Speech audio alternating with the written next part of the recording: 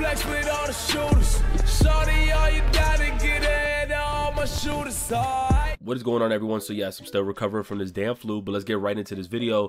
So with God of War and its new story trailer, I've been watching it over and over and over again. I've actually noticed certain things about the story and what's going to be in the game, and understanding that the developer said this is much bigger than the traditional God of War game, where it was more linear before, but now it's a little bit more open world. I can see if you actually go into Norse mythology, I am actually glad that they decided to go more open world with this game, because there's much more to venture into this world. Like, there's much more to do into the Norse mythology, right? Like with Greek mythology, I think they've done such a great job with how they panned out the linear experience. But with this world in particular, also bringing in his son and just actually overall expanding this world, I think it makes a lot of sense, as well as what you see with the pre-order bonuses with the shields. And you see that his, in this God of War, he's holding an axe. And in fact, seeing that you have multiple shields is what I wanted to talk about. The fact that you'll be having the ability to upgrade and craft different items, inside this world. So for example, in Norse mythology, if you look it up, the two famous blacksmiths in the game, well, I don't know how to pronounce it. One of them is called Bruckar, and the other one's called Eltri. I don't know if I said them correctly, but there were two dwarves in Norse mythology who are famous for their crafting, and they crafted three of the most powerful gods on weapons or whatnot. But you see, in the story trailer, we seen a very small dude walking with him, and then we seen the other guy hammering another weapon. So that may actually be them.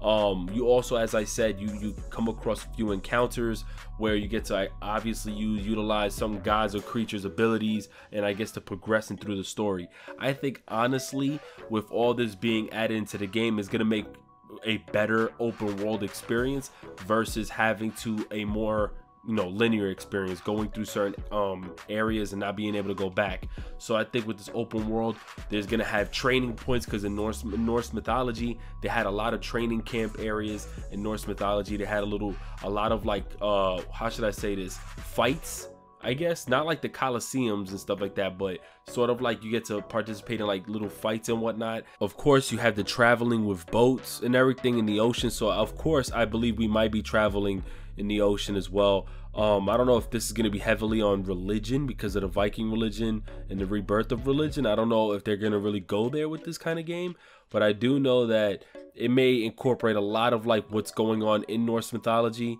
in the Norse period. I know they might have a lot of elements like that. That's why I guess in the time that they have now and the resources that they have now, they're trying to just make it an open world experience. And it's not going to be the same as every other game that does open world, because sometimes too many games are putting out this open world, yet you can't really do much in it. In this case, they're gonna actually allow us to participate in what would be in a Norse mythology period. So I think that's kind of that's way better than if we were to just play a game that's just forcing this open world experience. To be honest with you, with God of War, I'm hoping to see horses. That played a major role in Norse mythology. It wasn't just regular Vikings with boats and axes. No, there was horses that played a major role in Norse mythology. A lot of famous horses too, if you look them up. You had a lot of them, like Helhest and Glare and Glad. Like, there was definitely a lot of horses in this period.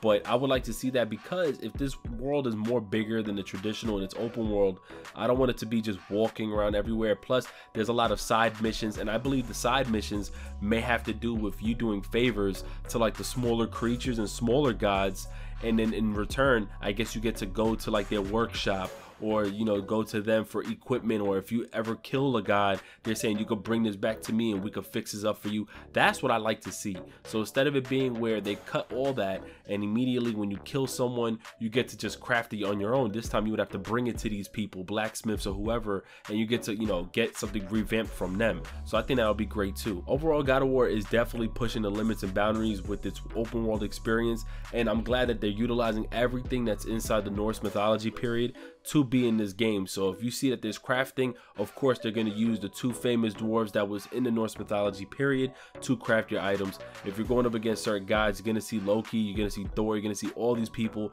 I think the dwarves were also the same people that crafted the Thor hammer, if I'm not mistaken. I forgot. But anyways though, let me know what you guys think. What are some other things you hope they can actually bring into this game? Because of course this is going to be more massive than the traditional God of Wars. But it's your boy 3MG.